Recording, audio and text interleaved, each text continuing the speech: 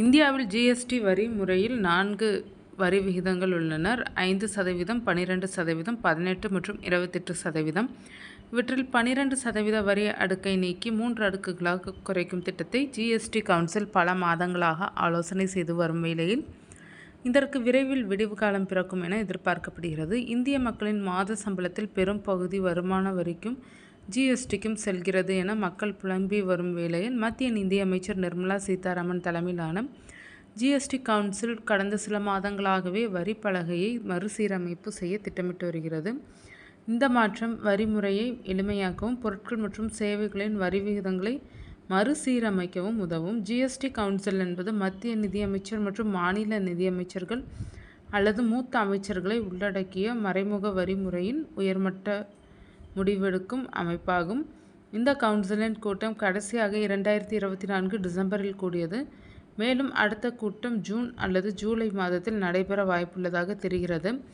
இந்த கூட்டத்தில் ஜிஎஸ்டி வரி பலகையில் 12% வரி அடுக்கு நீக்குவது குறித்து முக்கிய முடிவு எடுக்கப்படலாம் என தகவல் வெளியாகியுள்ளது.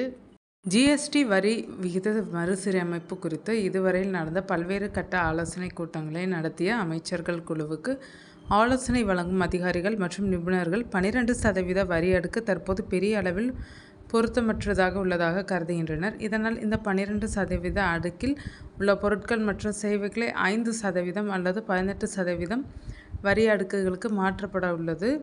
இதன் மூலம் வருவாய் இழப்பு இல்லாமல் வரி முறையை எளிமையாக்குவதற்கு இது ஏற்ற வழியாக இருக்கும் என்று பரிந்துரை செய்துள்ளனர். இந்த முன்மொழிவுக்கு மத்திய மற்றும் மாநில அரசு அதிகாரிகள், நிபுணர்கள் மற்றும் ஜிஓஎம் பிரதிநிதிகள் பெரும்பாலும் ஆதரவு தெரிவித்துள்ளனர். இந்த நிலையில்தான் அடுத்த கூட்டத்தில் இது குறித்த அறிவிப்பை வெளியாகும் என எதிர்பார்க்கப்படுகிறது.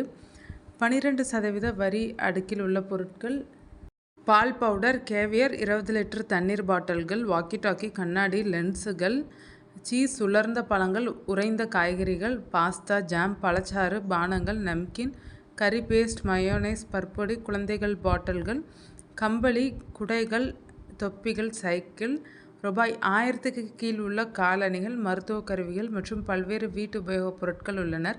12% வரி அடுக்கில் உள்ள சேவைகள் குறிப்பிட்ட கட்டுமான பணிகள், ரூபாய் 7500 வரையிலான ஹோட்டல் அறைகள், விமானத்தில் எக்கனாமி அல்லது பயணங்கள், பல வகை போக்குவரத்து மற்றும் சில தொழில்முறை சேவைகளும் இந்த அடுக்கில் அடங்கும்.